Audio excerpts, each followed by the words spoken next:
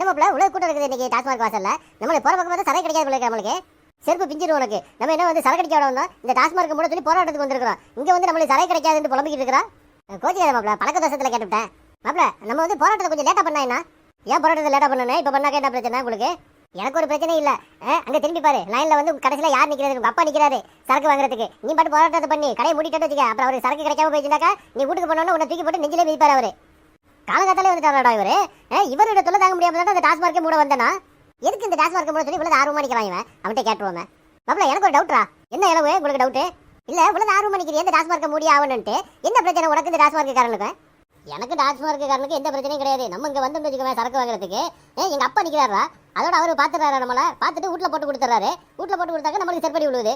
இப்ப இங்க வந்து இந்த கடையை முடிட்டு வச்சுக்கோங்க, எப்படி இது ஒதுக்கு போறமா ரொம்ப தூரத்துக்கு கொண்டுட்டு போயிடுவானுவ. அவரால் நடந்து அவ்வளவு தூரத்துக்கு வர முடியாது. நம்மளுக்கு கொஞ்சம் சௌரியமா போயிரும்ல, அதுக்காக தான். சரியான ஆள்றா நீ. ஆனா ஒண்ணு சொல்லிவிட்டேன், இந்த போராட்டம்